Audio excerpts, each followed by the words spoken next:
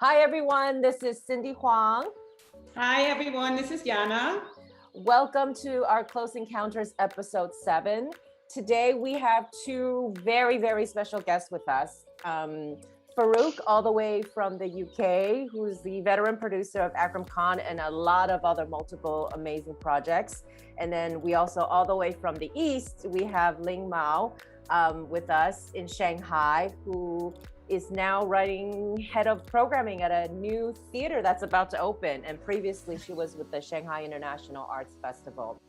So today, before I bring them on, just to give them a brief intro, we have a bit of this conversation. It's sort of a burning topic for me already for the last, I think, more than a year actually, is the idea of accessibility and inclusivity in the arts world. And, we want to provoke a little bit today, provoke people's thinking actually, and provoke and challenge and encourage people to really think about what these two words means. But without further ado, why don't we let these two guests introduce a little bit. Again, I'm just looking for my frame, so I have Farooq in front of me now. Go ahead, Farooq. Hi everyone, it's Farooq Chaudhry from London. A little bit traumatized by our football loss yesterday in the European final and probably drunk way too much for my own good, but I'm really pleased to be here with you guys. It's really hard to be called a veteran, Cindy. I mean, you make me sound really old. I mean, I've only been working with Akram for 20 years. Only 20 years. Only 20. Right. Only 20. Only 20, yeah. But I'm co-founder of the Akram Dance Company with Akram back in 2000. Former dancer who then did an arts management degree and then became a producer. I didn't know I was a producer until someone started calling me one. And then started my own company alongside Akram back in 2013, where I then sort of branched out and did work with the English National Ballet as a creative producer. I started to work with Yang Liping in China as their international creative producer to work, help look at how the work could be produced for more international touring. And most recently, I've become the artistic director of a new company called China House Arts in London, which is really looking at international collaborations between China and the rest of the world, and how, quite simply, how beautiful things can happen when different worlds meet. And that's very much what I live by in all the work that I do. Awesome. Hi, I'm Ling Mao, and I just joined a new theater called Young Theater, but it is not a theater only for young people. It's called Young Theater because it's located in the Yangpu district of Shanghai, because they share the similar pronunciation, Yang and Yang. And previously, I worked at the China Shanghai International Arts Festival as acting head of Program Exchange Department. Our department is responsible for the festival's annual Performing Arts Fair, Forum, and International Relations. And I met all the people here today at the China SPAF, the Performing Arts Fair. And our festival also used to work internationally, like we work with Farooq for Yang Liping's Rite of Spring, this work. And for the new theater, this young theater, we want to target for a younger age, maybe about 18 to 45 this age, and we want to position this theater as an inspiring and inclusive art hub, because it's located in the district where many old people and families, and we want the venue to be inclusive, not too far away from people's life. And apart from that, I also work as a virtual reality producer, working with artist Damin Zhang for several VR works. That's briefly about myself. Awesome. Well, you brought up one of the words, right? Inclusive. And and I think I love to start off that conversation is how, I think it's important to really define or to clarify what that means, the word accessibility and inclusivity. We use it so much now, especially this last year. I think our industry, the arts world, is talking about these two words so much, but have we really you know, they try to dissect it, they try to toss and turn it in so many ways, but have we really, you know, has it really been defined in a way that people understand it? Because from where I think, you know, Ling sits and where we sit in the West, those two words could really mean different things, and what we're trying to achieve. So I don't know, Jana, did you want to sort of take it off from Berlin to the UK, and then maybe Ling can think about? I mean, to me, it's crucial. It's a crucial word, but I think we need to clarify it first. I think I totally agree. And we were talking about this yesterday or the day before for quite a long time, actually, just about how we want to use, or how we use the words. For me, to be honest, I will just pick one for now. I would say inclusivity. I think to be inclusive is much more than just, you know, programming something or trying to make people watch or understand or listen to something I feel they have to listen to. For me, it starts with listening to them, like going out there and listen to what is actually happening. Like for you, Ling, when you say you have this new theater, what is the topic, or what are people thinking about, or what is their approach, or what are their problems? It starts with listening, from my point of view, because that's how you actually really integrate people, by listening to what they need or what they have in mind. That's just, and referring to Berlin, this is not really happening here as well. I'm just saying, I mean, this is just my personal opinion, but I miss that here in Germany as well. Yeah, for me, I want to use the word inclusive. Yeah, I agree that to be inclusive, you need to first listen to people. And I also position this word in this new theater because I think in China, many venues, people are not that very often theater goers. For them, going to theater is something like to learn or to experience some the so-called fine art. But I don't think art has the so-called high art and low art. And so I want to and also in China, many theaters, they only open when the show is on. For all the other time, they're just closed, like very cold architecture, you just walk by. But I really want this venue to be inclusive, to be more close to ordinary people. It may be like a sitting room, you just walk by and go there and sit. It's not something you have to pay respect for it. You have to something like to go there to be educated. I don't want that kind of impression of theater to let audience in China to have that kind of impressions.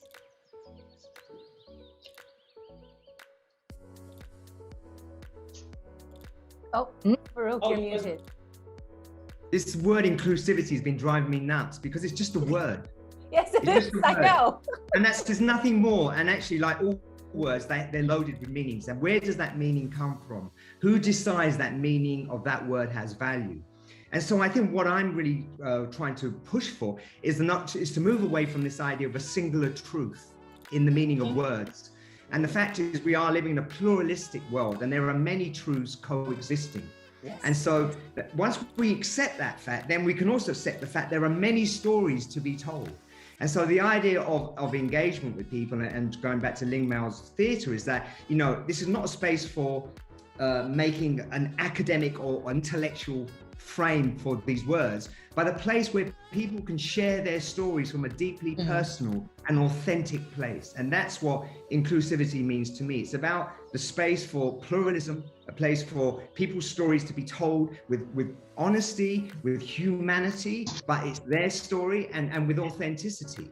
And I think we're not, and there's a dominant canon, I talked about this before, where we say these words, but who's deciding that is the right use of the word? And I fear that word is coming from the industries controlled by certain movers and shakers, mostly the West, I would say, sadly. They have the resources, they have the big festivals, they have what you call the credibility. You go to the festival, you're suddenly important. And that's imbalanced right now. Yes. So this is really the thing. And I'm talking about the big macro picture, and going back to Ling Mao, it's right, the theatre is not a theatre, it's a home. Yeah. It's a place where you Yeah. belong. It's not a place where you educate yourself. It's a place where you experience. It's a place where you realize what it means to be a human being. And I think we limit ourselves because we are using too much of this kind of bureaucratic, academic, intellectual framing for the way we understand things, you know. So, and also just one last thing to add to that, sorry, about the idea of inclusivity, and then shifting that, slightly digressing to the idea of market. One of the things that personally bothers me is that we don't see countries and other people, as we see the theatre as a school, as an education, we're seeing countries as markets rather than cultures. So for instance, I think the West looks at China as a market, not as a culture. Now, if they wanted to understand China as a culture, you would dive deeper. Your curiosity would begin to know what matters to the Chinese. Equally, if the Chinese went to America and the West, they would dive deep and not see it as a market and realize actually the commonality of the human condition. And I think that's what we're trying to. Inclusivity is about finding what holds us together, but also what beautifully separates us. I think I totally love that thought. I mean, thoughts, there was more than one, but I mean, first of all, like what I is like, it's kind of an empty frame. Like, it's like, you know, you can use words, but you can use words by not saying a thing. It's just using words. So that's what you say. And also, I mean, I have to say, like, when it comes to theater, so what does theater, what we do in theaters, it's like, how can you educate without teaching? You know, I mean, I don't want to go into the theater and be taught all the bloody time and just sit there and feel maybe even stupid because I feel like, oh, I didn't know anything about this. So it's like reading a fairy tale. You know, I can sit down and tell the kids, so now I'm opening a book. A book is really important and I'm going to read a fairy tale. And the fairy tale is really important because, or I can just sit down and start the bloody fairy tale. And they will listen straight away because they will be caught by what I'm saying, by the words, by the story. And that will open up to questions, probably saying, oh, but there is a dragon. Which country are we talking about? Where is the dragon? You know, or whatever story you tell. Yeah. Yes, Without that's maybe, also, sorry. Yeah, that's also another part of maybe the so-called inclusivity that I want to address in this new theater is that we want to provide a better experience for audience. I mean, for audience to go to see a show, we want to give them more background information for them to better understand the work. Because for some contemporary work, maybe you need some pre-talk or workshop to help them better understand, to have a better to have a better experience. Otherwise, if you sit in a show talk in China, you will find many audience are asking, "What are you talking about? What is the show about? What is this? Am I understanding right?" You will feel this lots of this kind of this kind of questions. I mean, for a mature audience, I want a mature audience to have your own opinion, to have your own understanding based on your experience. But in China, I think you need to go through a process. This process will help you first understand, or maybe understand a better way how you can enjoy a show, not just to want to know if I am understanding it right or not. Ling, I think sorry, just to add to that, I think that's a very similar problem in the UK. I think there's a notion that because you're using the educational framework of that something is right and something is wrong, when you're experiencing something, that stops growth, that stops curiosity, that kills the ability to kind of let the imagination be part of the experience, right? You know, because it's what you see and what you feel and what you observe, what makes art so beautiful. It allows you a space to be connected with that experience. You're looking for connection, really, rather than understanding. But I get you, because I know that we've got to find a way. And I know each culture's got a different process and a different speed. And you know, and I talk about when we want to make change, there's only one speed that makes change, and it's called the speed of trust. Yeah. You know what I mean? And you have to move at the speed of trust with and know who they are, know what makes them tick. They have to know what makes you tick, know what they can. And that relationship will begin the moment, when you start to build trust with your audiences. And so they can begin to ask questions, but they also have the confidence to feel, you know what, I can imagine, and that's enough. There was a great story when I first took Akram's work to China back in 2003, where a guy got up in the audience, like on the phone, and was like talking to his wife really vigorously, and they're trying to do the performance, right? And everyone's going crazy. And then Akram just asked afterwards, what was he talking about? And he said, he was telling his wife what a great show it was, and he saw dragons, and he saw that, and in a way that's quite beautiful, even though it was totally. Fantastic. Yeah. But it's like when you, it's a fantastic story, and it's true what Ling said. I mean, when I was a dancer as well, and I started off with classical ballet. I love classical to the day. I'm not as good anymore, but I'm trying. But the thing with classical ballet is there is a right and wrong. There is the tendu, like this is how you do it right. This is how you do it wrong. Yeah. But that's what you said about process. For me, during my education, I realized there is modern dance. There is a way to escape this like really strict form of right and wrong by, finding new ways of moving around and doing things. And for me, besides I felt like a little bit stuck because I was like, oh, I was wrong. Oh, yes, I was right.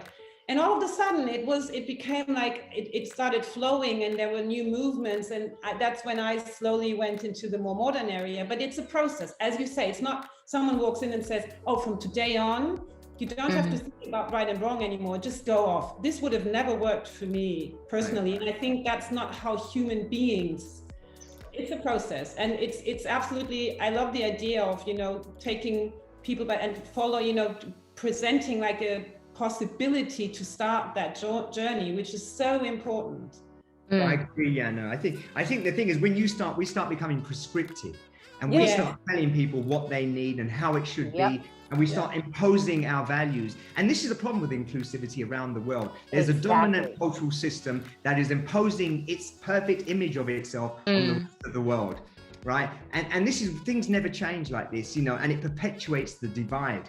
And I think in microcosm between audience and artist, and venue and audience, and venue and artist as well, that having that space of going back to what Ling was saying about listening, because listening is I always think listening is a lifetime of free education. It's really free, and just observing and encouraging a point of departure rather than an outcome-based relationship. Will free us up in ways with the audience and in ways that we can't even begin to imagine. Yeah, I mean, totally. There's so much that's just, all the words that are coming out, right? It's same thing in like classical music. I mean, people are scared of it because you go in and then they get yelled at because they're clapping in between movements. Like, right? Like, why are you clapping? We're only in the first movement. And then, and then you yell at them once and they'll never go back again.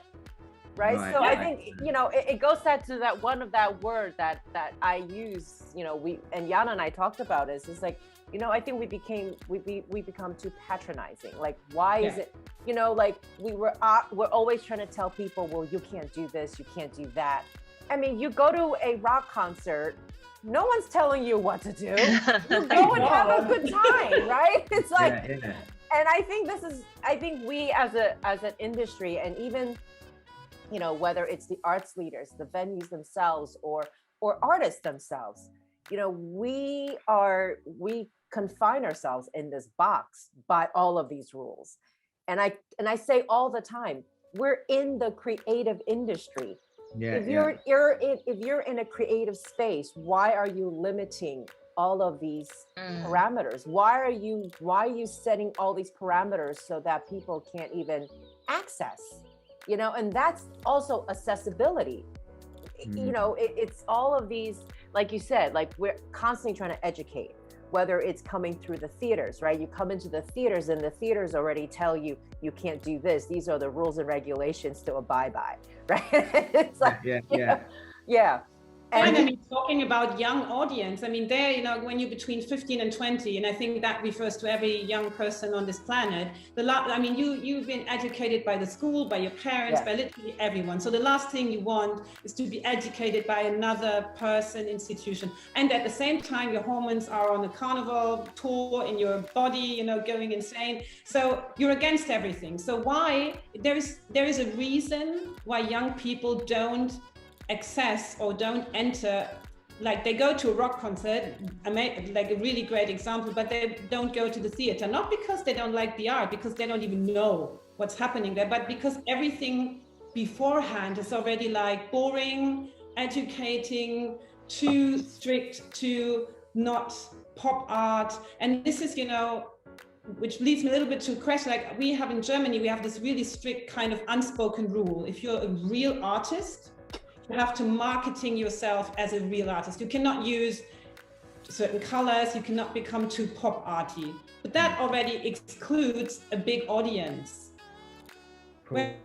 Whereas when you become too, when you say, oh, fuck it, I'm a great artist and I will, market myself, I will do great marketing. Everyone says, yeah, but that's not art. That's a musical. That's too commercial. And I'm, for me, I look at them and I'm like, why? Who says that? And don't you see that you are actually not you're only opening one door instead of two by saying that one is too pop art, it's not arty enough. So I think going back to what you're saying about, the patronizing bit, because, we know there is a great deal of value, intrinsic value of having an artistic and cultural life to everyone, and if they get the opportunity to engage and they've done it on their terms and they own the experience instead of, sold the experience, if you know what I mean, it makes a difference to people a lot of the time. I've taken people who've never gone to a dance show and watched it and come away, thinking, wow, I've just got to do more of that because that is so incredible. But I do think that defending of these codes and these values are outdated, and it's because it means so much to us. It's a bit like a parent trying to talk to a child. You're defending something because you know it's going to make a difference, and that energy is pretty it's dominant. It's not collaborative. It's not working with a person, it's telling a person what to do. And I think, and I dare to say, I think some the more liberal minded are sometimes the worst culprits because, I'm liberal, I'm free thinking, I know what it means. And sometimes it stops even the inclusivity, and the element gets kind of shut down by liberal thinking because there's a sense, I'm already doing it by talking about it. But if talking about it needs more, there's a different way. And you're right, Jana, there are codes. And, and we all know for art to thrive, it has to destroy itself. It has to transform and change and be relevant to the times in which it lives. So this idea of the black and white, a certain very minimalist thing, without color, that's not fair anymore. That's not fair. That's not, that doesn't give, and that shuts people down. And we know that audience is going to get smaller and smaller and smaller until it disappears. And it's definitely not a question of money, because I know I've got a 17-year-old daughter who paid 100 quid to go and see BTS at a concert. I paid 100 quid, she didn't pay. The thing is, so it's about relevance, right? Right, yes. It's another important word. It's like relevance, one of when I reach out to you guys, one thing it says is that because we complain, I think as an industry, we just complain all the time. Where's our audiences? Blah, blah, blah. The artist is, from the artist perspective, it's like, well, why do they not get us? And, and then from the venues, like, how do we attract more audiences? So the fingers is always pointing at others rather than looking at ourselves. And I want to open that up because it's relevance is so important, and we talk about it, yet we're not really paying attention to, well, are we really being relevant, right? And opening, and from not just the programmers, the producers, the leaders, and who's putting these policies and rules and regulations together, but it's also the putting that question out to the artists, right? I was having this conversation with Jana the other day, and I said to her, I come from the I come from the recording industry. I come from the record company days, I was working in major record companies, and then artists that I work with, whether it's young, it's, they're up and coming, or these multi-million, multi-platinum, artists, it's when they create, and genuinely, they create because they love what they do, but they also are inspired by the fans. And and when you go to these concerts, I always remember every time when they're done with their performance, the first people they thank is their fans. But coming to the arts world, completely different. There's no thanking of the audiences majority of the times. They take their bows and then they leave. And that was one thing, that was the first thing that I really noticed, shifting coming to the arts world. And so, is that to me, I don't know how to dissect that, but I love to really pick your brains about this, why? Does artists have a responsibility too? I think I've always said the audience are the final collaborator when an artist makes a creative process. They're not the person to sell it to, they're the person to create it with. And we've got to understand, and the we is a very complex thing, because who is we and who is us? Because it's so broken up, and I think there are some people who've been around too long, particularly in the arts industry. It recycles itself very slowly. There are certain people moving around the industry for a long time in the same jobs, and they carry with them a taste agenda, which is difficult. And I'm part of a racial equality task force at Sadler's Wells right now, and it's so beautiful to listen to Alistair Spalding say, I know it's my taste. I put my hand up. I've made mistakes. I haven't listened. I've let my own agenda dominate, and I now need to change. And I don't think enough of our leaders are prepared to be that brave and courageous, because we're in the thing about even the commercial industry. It's still about risk. Yeah. It is about, those commercial artists have to take risks, even more so probably than sometimes the experimental side, because there's a lot of money. There's a lot of money involved. Yes, and exactly. Let someone go, I don't know, be the guy who's doing the commercial for Coca-Cola or any, and then let that go wrong. You don't want to be that guy, really. I know. No, I was speaking to a producer from the West End, and she was telling me that, when it comes to the West End, there's no such thing as that's very good as okay. It's either exceptional or it doesn't work. Because the audience, you need 8,000 people a week to come in and see it and watch it, over a year. But look, I think there are different audiences wanting different experiences. We've got to be careful that there's not this monolith of an audience. Some people are prepared to work with the experience. They want to engage. Some people want to be, observe or be fed. We've got to respect the different way that people engage in that experience and take it away. It's and I think I always say that sometimes the more experimental side, the more public side, is we are the kind of R&D sometimes for the mainstream. We've got to take the risk. We've got to be allowed to fail. Without that, we're not going to investigate and interrogate some of these old ideas. But don't you think, just picking up that point, because I think, like from my experience, I think exactly that, taking a risk, the fear of, failing is a huge point from the artist side, not taking the risk. Because, from my point of view, I can say, okay, becoming an artist, whatever kind, you're singer, choreographer, dancer, I don't know. You become a public figure at a certain point. So yes, you will post something, you will do something, and you will have good comments, but you will maybe at least have one bad comment or even more. So if you're not ready to handle this, you should actually, that's the question. Should you not go out there, or should you go out there and not take the risk?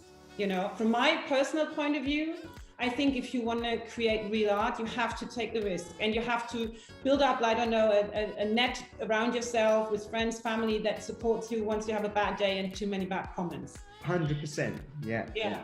But I feel like there are a lot of artists not taking that step and are too scared of, not even failing within the business, but their personality, personal, not being able to sleep because, oh no, I did something wrong. And, it's more like a psychological thing.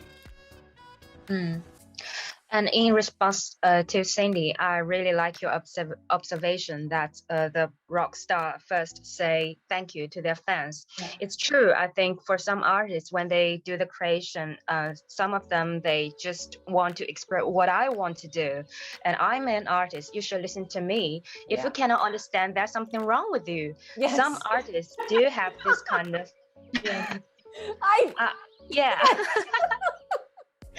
Yeah, so I in think that sense, I really think if you just want to create something for you, for yourself, that's okay. But if you want to create something for the audience, you have to put audience in your heart when you do the That's the creation. You have responsibility. to think about all the journey, all the audience experience when you do all the design, all the creative work. It's not just about you; it's about you and the audience. So that's the responsibility of the artist. Actually. So in response to that, Ling, I think that's a good point, but I beg to differ slightly on it, you know, and I know when I'm working with Akram particularly, you know, we try not to think of the audience when we begin because it starts from a personal place. Yeah. You know, and I think we're conscious of it, and we have to realize that subconsciously we are thinking about it, but we're not consciously thinking about it. So, but I think if you're starting a work, knowing that it's rooted in something deeply personal to you, and something authentic is the right place to start. And it doesn't mean, and that could be different for any culture. You know, every culture, you know, we go about the idea of pluralism and everyone has a truth, right? So as long as it starts from an honest place internally, then I think you can begin to explore it. I think there's a lot of pressure for an artist to start thinking, oh, I've got to think what my audience wants. I want to, you know, will this make them happy? You know, will this, I mean, I think there's a danger. At some point you will have to engage with that. But I'm not sure it's right at the beginning, because there's also the danger if you try to please everyone, you end up saying nothing. Yes, I agree with you. What I want to express is that, of course, for an artist, I think the most important thing is that to express something that you feel so deeply, so strongly that you want to express. But the kind of artist I just mentioned, maybe it's about relevance. For some dancers in China, when they create their first work, they usually tend to create something about the backstage, about rehearsal, about their life. But this kind of story, I mean, it's too personal. I mean, the theme it's not universal enough. That's the kind of inclusive I want to express. I think that's a really good point. And I work with a lot of young artists, and I always tell them, don't make it too personal, because you need that space from something that inspires you, but you don't want to reflect that back at yourself, because there's a danger. It needs to be unpicked, so it can be an objective emotional relationship or personal relationship. Otherwise it does, I know it's like this, and you see it and you love it, and you know, and that's the danger. I know when we're making work, we have to let the audience in, or a small number, towards the end, in the last part, because when you have something that close to you every single day and it's not working, but you fall in love with it, you just accept it, right? You know, and things aren't working. So I think it's a very fine balance, and I think we have to learn, sorry, using the wrong word, but we have to work with, you know, young artists, with producers and managers to say, I know, really, and that's why dramaturgs and producers are helpful, to sit and think about, what is it you really want to say? I know you're talking about something personal, but where's the motivation for it? What is the true intention of this? And unpick that in a very simple way for them, that it doesn't become a biographical experience.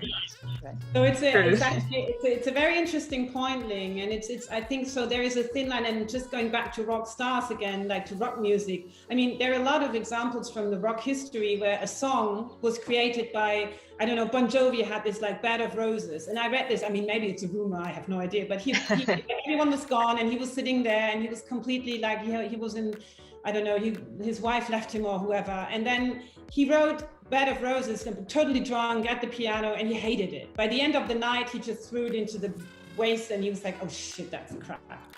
And then he went to sleep, and of course he was completely hangover, so he came to the studio late, and when he came into the studio, the whole band was playing the song.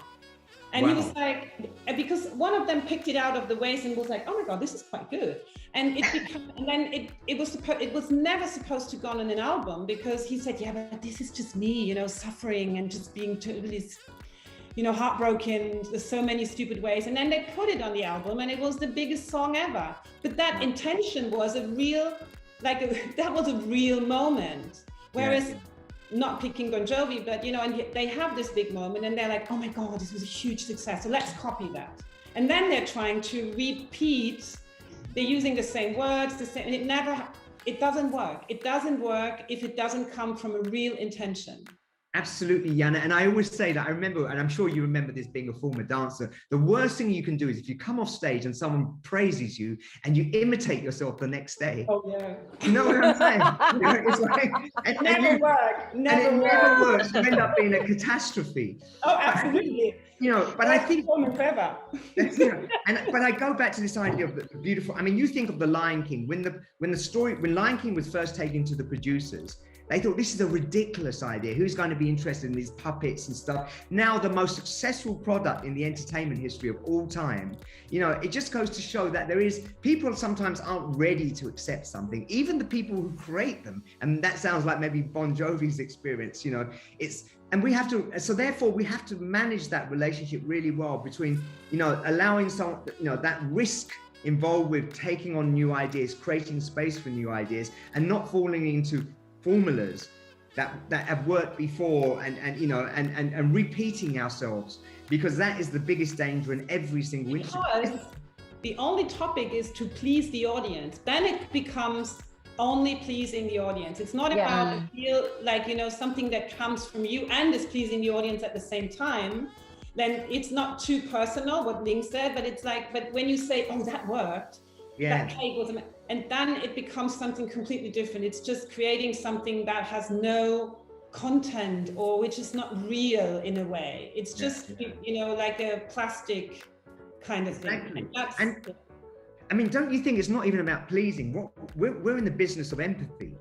Oh, yeah, you know yeah. What I mean? You know what I'm saying? So what we want is someone to feel what we feel. Yeah, that's what all the musicians are doing. That, you know, it's kind of what we're trying to do. But you know, Yang Li Ping, I went to see Under Siege, and I was like, I was jet lagged I saw it at the Shanghai Arts Festival. I was totally jet lagged, and we were doing a showcase with an interactive software artist, and he went the night before, and he said to me, next morning, he said, you have to go. It's so good. Oh my God, you have to go. And so I went, and I was like this. Because we were working the whole day, and I was like, oh my God, I loved it.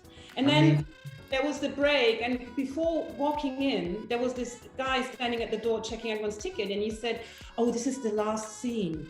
The last scene is about to come. And I was like, yeah, because we're having to the end. And he was like, yeah, but you know, people are buying tickets just for the last scene.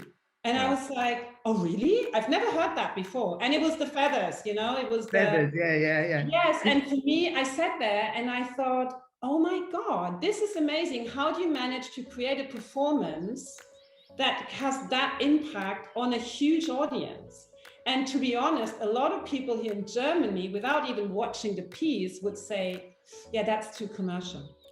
You know what, Jana, that's exactly what happened. I'm telling you, I worked with Yang on Under Siege because when she wanted to, that was her first big international work. And, you know, and you're absolutely right. I loved it. I think it was much stronger, in my opinion, than Rite of Spring. But, you know, I think Rite of Spring was a bigger risk for her, but Under Siege was something that was deeply authentic for her and personal. And it had massive success. It went to New York at the Lincoln Center, sold out 4 performances. We couldn't even get a ticket for Ang Lee to see the show. I mean, we got it. It was so big. And it was beautiful. We took it to the Netherlands. We took it to Israel. We took it, you know, we took it to, you know, London, I mean, to Australia, Austria, and there were, like, in France and Germany, there was a resistance to it. It's like, this is a bit too kitsch. This is a bit too, no. It's not, exactly. You know what I think it is? It's envy. There's a lot of envy kind of thing, because somehow, I mean, that's a topic on itself. I mean, we could spend a whole conversation about 4 hours talking about why that is. But I think here, this mentality is if something becomes too big and too, like, you know, football is touching people. I mean, there's nothing more touching to see 12 men crying on a soccer field. I mean, this for me, and then you look at the audience and you see all these grown-up men, not the children, but the men, so emotional. So that's what football can do. And what that piece did to such a, and there is kind of like, you know, they envy the fact that someone created something that is so, that touches people, because somehow, I mean, there's not a piece here in Germany I saw, sorry to say to everyone who's, not that I just saw shitty stuff, no, but I never saw something that was created here that was so touching. I didn't see something like that here. Yeah, and I think, Jana, I think it's not even envy. Maybe it's you know, when we go back to the idea of inclusivity and going back to, you know, you have to open the space to accept a different cultural perspective. Yes. And that means you have to go Absolutely. in empty. You can't go in with your mind full of what you think is right and wrong and what is good quality and what's not and what really will appeal. You know, I must say, and I learned that very personally working with Yang, and bless her, because when I first worked with her, I worked in Europe, I had a Northern European traditional influences, and I had to let go of that. I remember thinking, I was so determined to help her get this piece to the right place, right? You know, but it had to stop interfering. I had to start listening, and I had to empty myself. So I had to begin collaboration as an empty vessel rather than a full one. Right. And I think that's where we need to go forward. We need to be much more empty in the modern world if we're going to accept new ways of seeing and doing things. Right. No, it's true. I mean, I always use my parents as a perfect example, right? Like they don't go to the theaters. My dad could care less. You know, like as an Asian kid, we take piano lessons, not because they want us to be cultural. It's just every Asian kid takes, you know, piano lessons, violin lessons, or ballet lessons, because it's part of that whole, again, that colonialism of like, this is a Western thing, and Western thing, it's a status thing. It'll make your kids, you know, feel a little bit more, you know, with the upper class, so on, quote unquote. But to be honest, they could care less, right? And I took them to Under Siege at Lincoln Center 2 years ago. Right. My mom absolutely loved it. And, you know, my dad was like, my mom, you know, because she's a huge historian buff, like especially Chinese history. So of course, Under Siege is a historical, you know, it's a very historical, you know, in history, that's a huge story. Like everyone knows it, and it's become also pop culture. And I brought my dad there thinking, you know, because it's all on movies too, so he's seen it, so he should understand it. And it was interesting. We were on our subway ride home, and then my mom's, you know, still like talking nonstop about how beautiful the piece was and how she absolutely loved, you know, Hu Senyuan's character, the way he was absolutely she's mesmerized by his dance and everything. And then my dad just turned to her and was like, I still don't really get it. But to be honest, though, he did say, you know, it was really, he was very nice. He actually, you know, though he didn't really get it, he wasn't falling asleep, which was, you know, that already said something, right? Like the fact that piece had a level of influence that they were able to sit there. You know, my mom, who doesn't go, but she loved it, and that to me is what matters, because it's already reaching someone who would never otherwise go, you know. And then even like my 9-year-old, my son was 9 at the time, and he was mesmerized and captivated by it too. See, right? I think that's the problem with when we become activists in our work, you know, and because you kind of got this notion that our great work, our worthy, great, noble work is going to save the world. But you actually don't. This is what I call what is it called? I wrote it down the other day. A form of kind of overblown sense of romanticism. You know, you save the world one person at a time. That's all you do. So if you take one person in and they have an extraordinary experience, that is you already beginning the process. But this notion that we have to bring the thousands, in, you know, and save them all at the same time is dismisses the individualism of each human being's experience. And actually, it's both sides learning something. You know, I took a friend of mine to Giselle. I mean, he is like, he's going to punk concerts and rock. He's never entered a theater in his life, not for ballet, of course not for ballet, but not for music, for nothing. And then I said, let's go and watch Giselle. So that's like this is like the absolute opposite of everything he has known so far. And then he was like, and he asked me a lot of questions, and I thought, do I answer them? And at one point I was like, no, I'll just, you know, let it go. I said, just dress up a little bit. Don't even, I mean, we're in Berlin. No one gives a fuck really. So whatever. And we went to the Staatsoper, and, you know, I mean, Giselle, I mean, the whole first part is very like, you know, traditional and the blah, blah. And I saw him moving. He was like this. And then during the first part, I saw him moving towards the edge of his seat and really looking at what was happening. And then, you know, there's this break. And then he looked at me and he was like, that's hard. I mean, she went insane because he was, you know, fucking with another woman. And I was like, see, you don't even need me to tell you anything. Yeah. You just have. And then the second part came, and we had it like after. He was completely blown away. And then we went to a bar afterwards, to a punk bar, and we talked about Giselle the whole night, which was kind of funny. But I learned that it was so good not to say anything, to just, you know, for once take him there and let it go.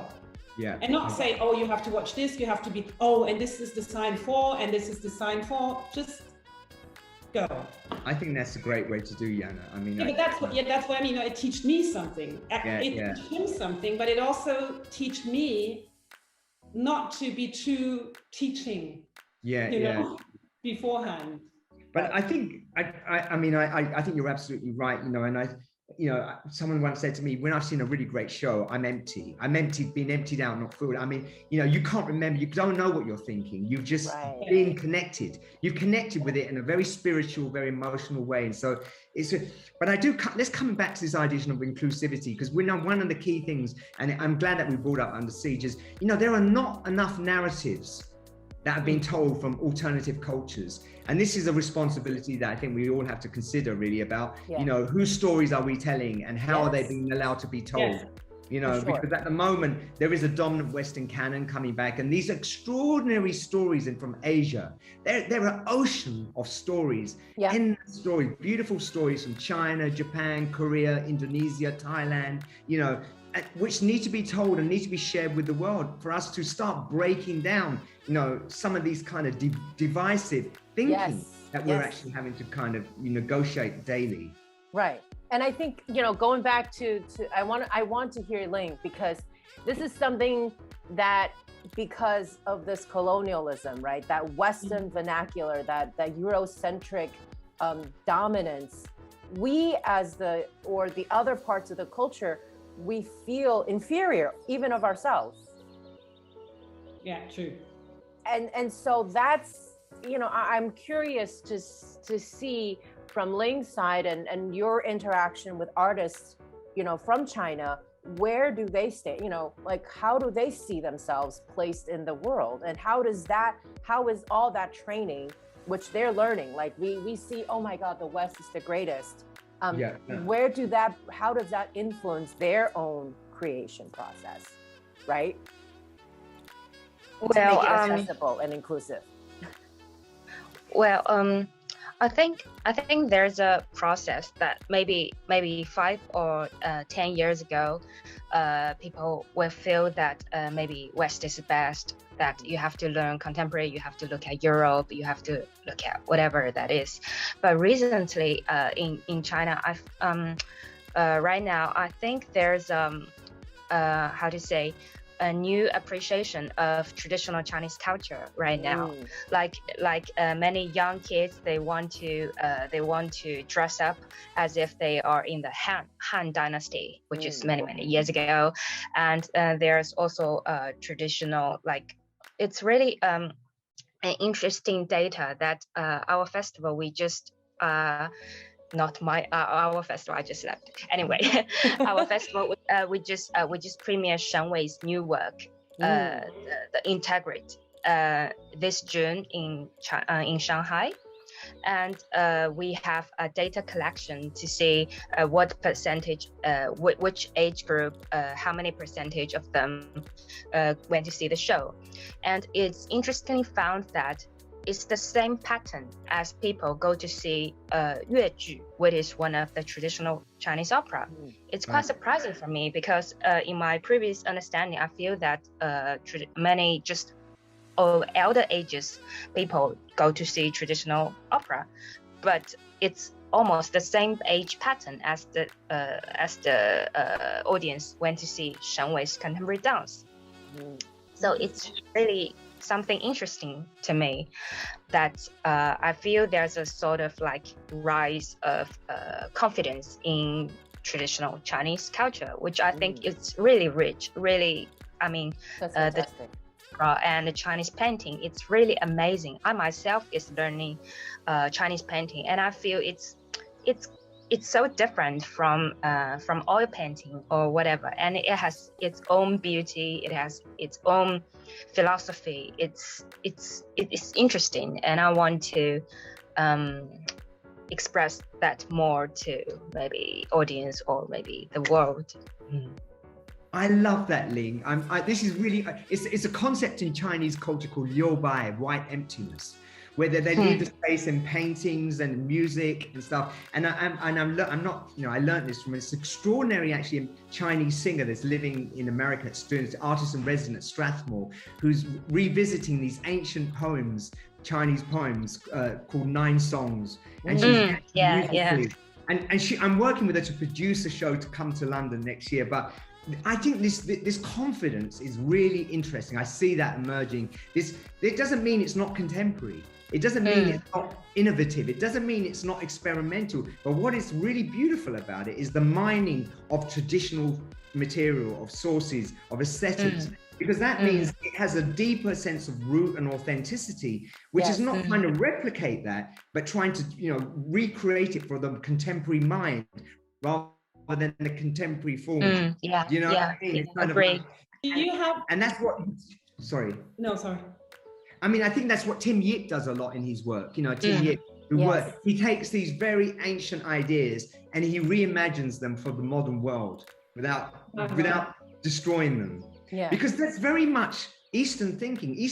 We think about the pedagogy of Eastern education. I'm, an Asian, is not to destroy what your master's knowledge. No. While in the West, from very early on, kids are taught, tell me your version. I don't want you to tell me what I know. Destroy my version, show me a better way. Now, these are both different systems of learning, pedagogy of growth.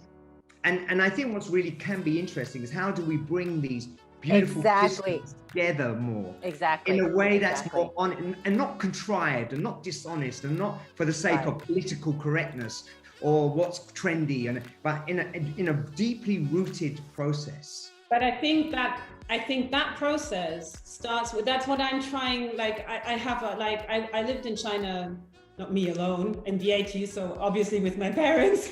I didn't go, okay, bye, I'm going to China.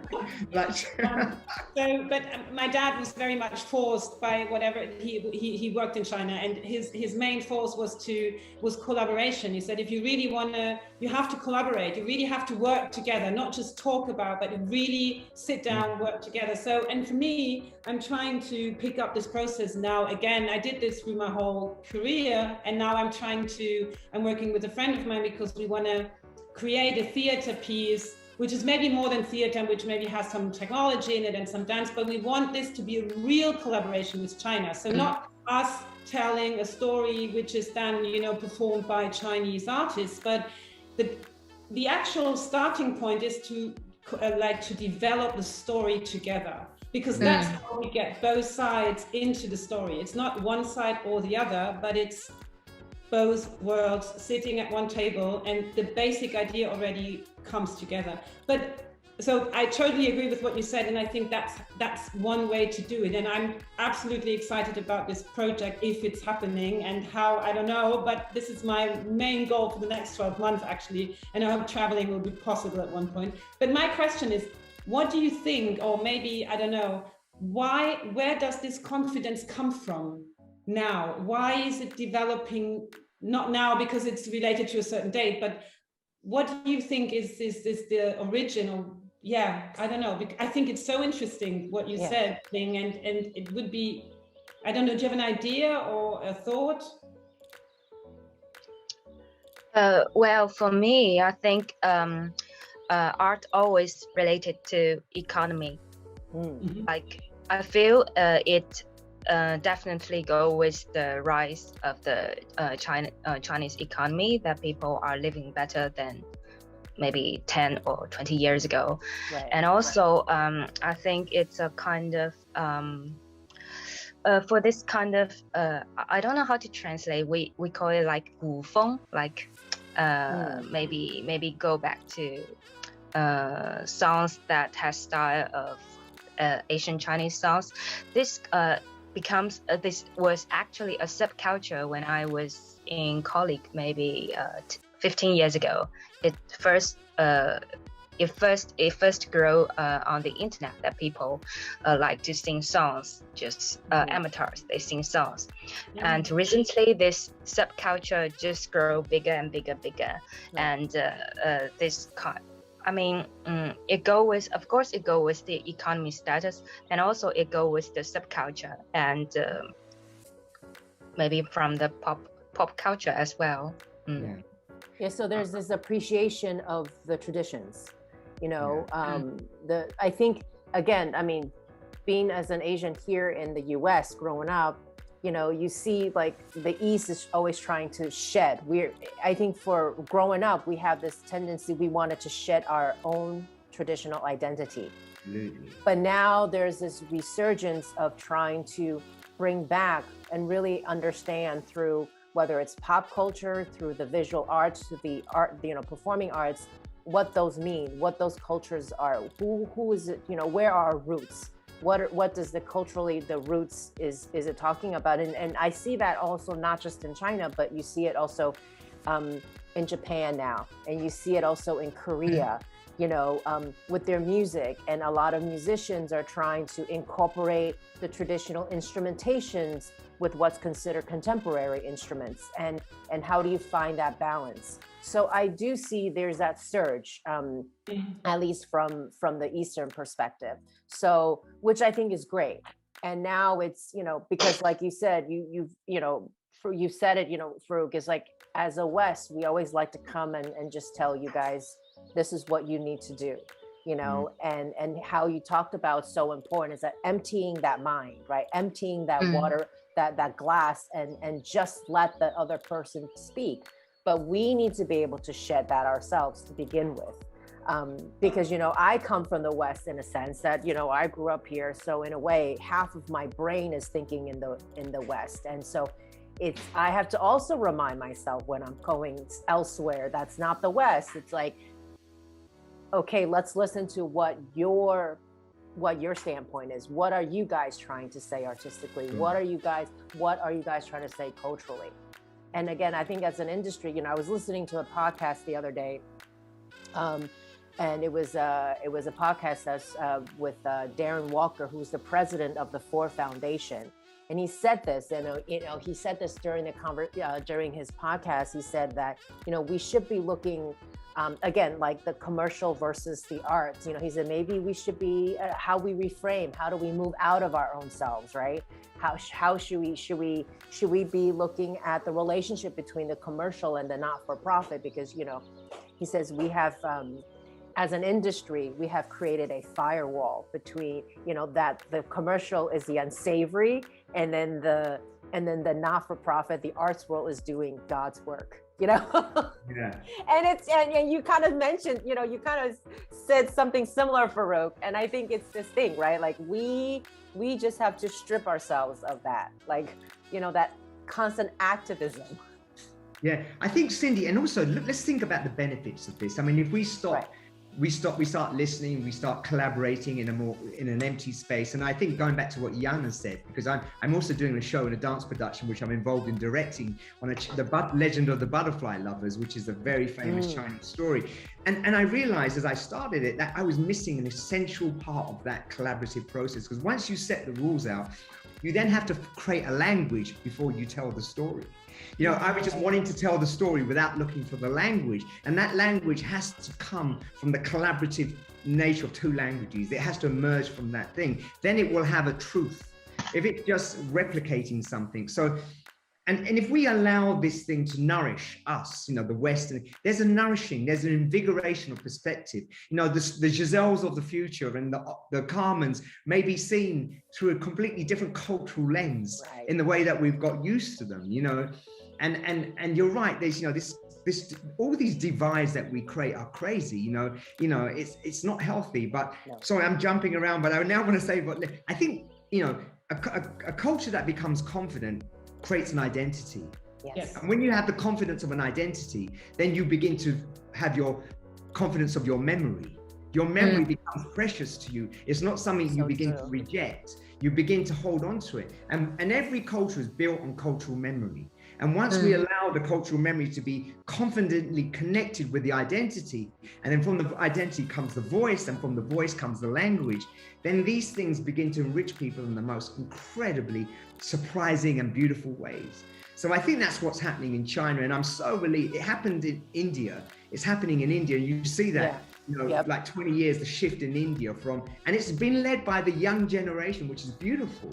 It's not like the old guard who are like, saying what's right and being sages with their wisdom. It's a young wisdom that's emerging from these new very ephemeral, very kind of porous type of mindsets of the young, which are absorbing many, many things. And if we don't listen to them, we're going to be left behind like dinosaurs. But that's the thing, exactly what you just said. And there's a lot of conversation going on in Germany, not so much about culture, more about economics, I have to say. But I think it's the same energy, and they are scared because all of a sudden they feel like they're, like what Cindy also said, the West is like a little bit on a podest. We are looking from here and telling everyone what to do and how to think and how to do things. And now we realize that China, for example, becomes stronger. The strength that like Ling, what you said, like this confidence comes out of the strength that comes out also of course of an economy, and now instead, and this for me is so interesting. I have so many conversations about this in like the past days, because I hear this word, we have to be careful and this is dangerous, and I always think, why? It's not dangerous and we don't have to be careful. Why not collaborate? There is so much potential in this collaboration if we stop being scared, getting pushed off our podest where we should not have been in the first place, to be honest. I mean, who are we being the world police and telling everyone how to look at things? Because I mean, our culture is not older, younger, better, worse than everyone else's culture, but we behave like this once in a while. And I think, the Western, we go to other countries and we behave like, we don't even listen anymore because we're like, but we know better anyways. We know how to do things. I think there's a word for it, Jana, it's called homophily, which means love of the same. Yes, and turn this around and start seeing the good in this. Like, what I love about this whole conversation, by the way, is that we didn't talk about COVID at all so far. It came up, and it's one of the best conversations I had in a long time, where this virus was not even a topic, but just, it's the same. Like that's something Cindy and I said throughout all the conversation. There's always a huge chance in crisis, and not saying that is a crisis, but there is a chance in change as well. So why not look at it in a positive way and use that? I mean, thank God China and all the other countries, are finding their strength and are finally, getting that power out there. I mean, this is good for all of us. It's not dangerous, and it's not about enemies. We're not enemies at all. We live on the same planet, for God's sake. I mean, hello, we all have the same intention. I agree, yeah. I mean, but it's that strange thing about human beings, isn't it? We spend so much of our energy looking for what doesn't connect us rather than what connects us. I know. You know what I'm saying? It's like, and it's, I joked with someone the other day, is that strange thing in human beings where we want to feel individually we were put on this world for something special and unique to us. However, we can't do that alone. We got to have it with other people. So we need to belong at the same time. And so we are, our psyche is so, binary in that kind of wanting to be special, but wanting to belong. And I think, and I also feel like what's happening in the world now, because when I first started working with Akram, I benefited from the context of globalization. Akram and Sidi Larbi came at a time in the world where globalization was so powerful. And it's not a surprise, 20 years on, we're all freaking out because now everyone's gone, but who am I in this big global narrative? I've lost my own personal identity. So now we have the rise of nationalism, the rise of, the local, the domestic, because people are so scared of being lost in the globalized narrative. Right. So it's been a real shift. Sidi Larbi and Akram Khan, just taking those two as an example, and I don't know if it's them as a person or like the teams or whatever, they were smart enough, like some of, to see the chance and to see the positive and the chance and the challenge in that whole globalization, rather than, hiding in the corner saying, oh no, now I have to run it. like, you know, Yang Liping probably did the same thing, I suppose. I mean, she went the other side. I mean, she went from China to, so there are people out there who do get that whole thing. That's what I'm trying. And I have to say, I'm very, very positive that there are still many people out there getting, but I think, like, going back to the education teaching part, I think maybe we can take people by the hand one by one, or maybe little groups, and say, listen, maybe try to look at this in a different way. Try to look at this, you know, as a chance, and as a, like, for me, when I read books about other traditions, stories, history, it's opening my mind. It's not closing my mind. It makes, you know, it does this. That's why I love biographies. I love reading about other people's journey through life, because I'm like, oh my God, how much can they squeeze into a whole life? That's insane. I love that, you know? And it's human stories that really connect us, isn't it? It's a story of a person you've met. It's a story of your first love. It's a story of your colleagues, the story of your company. All of these are stories, and you know, and we are cultures. If you think, I never called Akram Khan company a company. It's actually a culture that we created, and you know, and we do that thing. But I think you're absolutely right, Jana. It's like, you know, we have to be optimistic.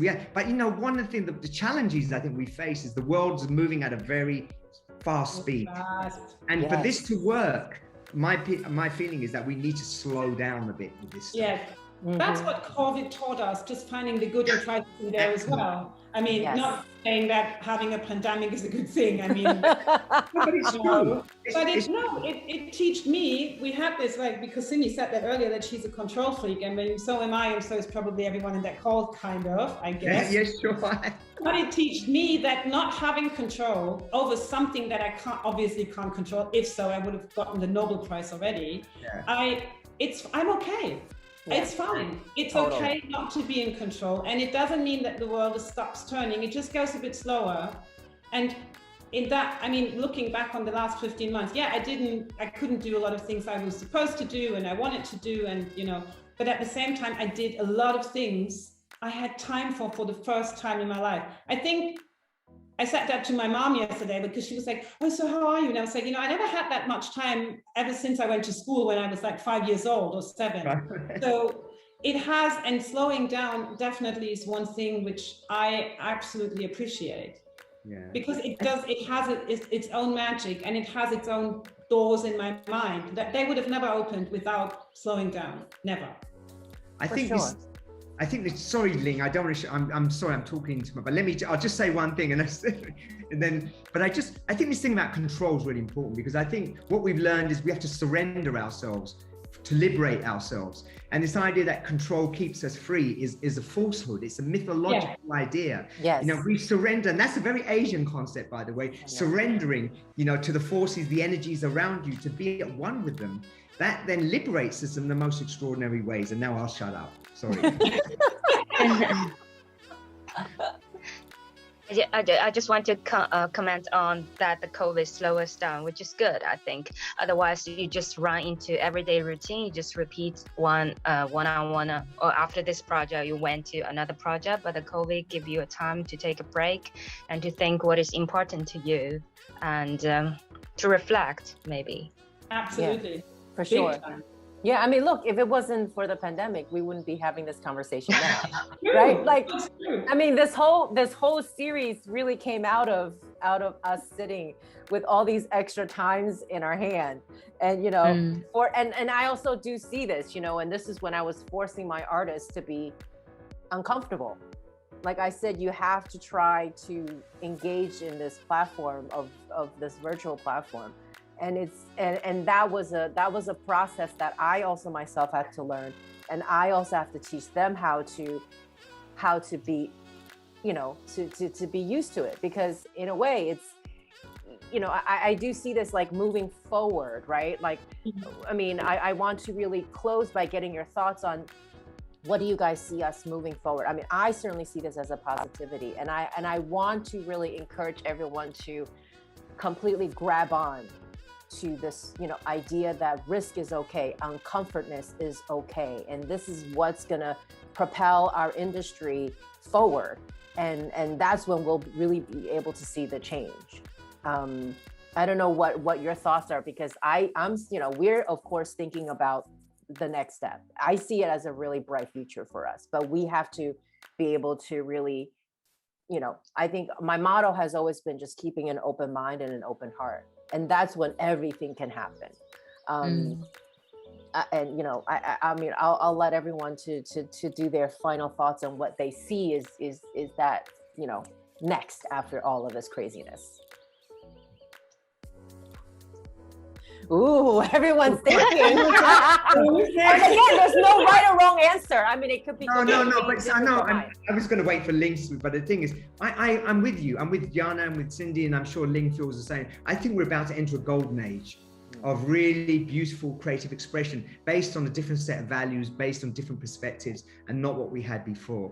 And I'm really looking forward to it, being part of that, experiencing it, being privileged, to enter that. And I think that's really special. I think we've also learned that with privilege, we have an enormous amount of power, and we can use that more responsibly than we have in the past. I think that we're learning that there are many speeds to the world. There's the speed of trust, I said that earlier, but there's the speed of money, and there's the speed of activism. And I think we recognize there are different motorways, and we get out the right lane and we go into the right one, rather than think we can all do them in the same lane. Maybe, help us to achieve more by going a bit slower. We do more by going slower. But I'm looking forward to the stories that will emerge us, and I hope they're not all about COVID. I think COVID. Once this is over. I know. No one was. No dance pieces about COVID. No operas about COVID. No, please, no. No. Did that, done, Yeah. Yeah, for me, I also maybe looking at the future when we enter a more digitalized world. In China, we say that COVID somehow somehow pressed a pause button for the performing arts industry, but for me, it somehow paused an accelerate button for the future of performing arts, maybe. Like, though we have this film theater, live streaming, all the different way of how you transfer performing arts to different digital means, but also you can see the use of virtual reality. There's also new ways, new space, new virtual space that maybe have more opportunity for performing arts and the future of this digital means, which is I myself is interested in looking at. Awesome. I totally agree, and just to pick that thought up shortly, Ling, is I agree. I totally agree with what you said, and I think that's something I think COVID brought up. Like, there was it speeded up some process that would have happened anyways in the last 15 months. But actually, there's some, and I think the digital area, like when it comes to performing arts, that got speeded up by COVID, and actually, I think it's good. Because as you said, I mean, that's also another talk on its own. Like, what does, how is that actually supporting the performing arts rather than just being a solution for COVID? Because that's going to be over at one point, thank God. But I think there is something much, much, much more to this, to AR, to, all this kind of, that is not just a solution, but that came out of that period. I totally agree. And I think this whole talk, thank you guys so much. It was absolutely inspiring. It was absolutely beautiful. And I think Rethink and Reform, that process has started. And actually for me, I think it's so good to see that we're in the middle of that process already. And it's like you said, Farooq, it's like we're heading into a new age. And I think it's a great age when it comes to performing arts. And thank God there is a lot of rethinking happening, and out of that rethinking is a reforming. And I think it's really like, for me, from my personal point of view, I'm totally excited about what's going to come. And I think just to add to that, Jana, maybe we also have to think, let's not take ourselves too seriously. Of course. Absolutely. Let's have humor as we move forward. We were getting weighty. We were getting like, oh, no, like this thing, standing there like gods, thinking there's a weightiness to our humanity, and we're not. We're funny people, and we're Exactly. Quote yesterday. I don't remember it literally, but I love Ricky Gervais. He's like one of my. I read this quote about him yesterday saying that of course you can say something funny about everything. There's no way that you cannot use whatever happens on this bloody planet and make a joke out of it. And that's what I love about British humor, by the way, because it's so sarcastic and it's so to the point, and we need to laugh, and we need to not take we need to take everything serious, but not too seriously. It's absolutely. I agree. Perfect. Yeah, thank you all. And one last question, which we've been asking all our guests, is that if you can, once all the borders are completely freely, more fluid than it is currently now, where would you want to go if you can get on a plane? Well, I want to go back to China. I miss it. I'm looking forward to go back there. But that's professionally. I mean, personally, I'm going to go with my partner to Thailand on a beach and just, just lie there, and burn myself to a crisp. And for me, that takes a long time. I'm telling you, right? It's like, so personally, a beach in Thailand, professionally, China. Nice. Ling? Yeah. My last destination before the COVID was actually UK.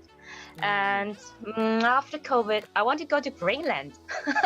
Greenland. Oh, nice. Yeah. Ooh. It's sort of like a dream destination when I was a little child. It's quite ridiculous for now. I was reading a map and I found this place was totally white. So I'm quite curious about this place. Greenland. Well, thank you both. It was so, we did, I think we provoked even ourselves, just to think very differently.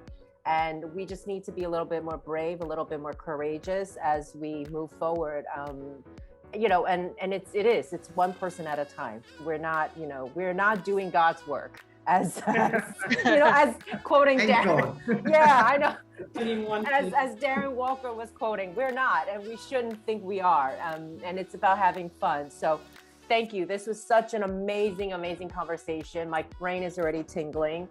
Thank you to all the audiences for tuning in today. And as always, don't forget to subscribe, to like, and to comment. And we will see you very shortly for our next episode. Thank you all. Thank you so much. Thank you. Great. Thank you. Take care. Bye.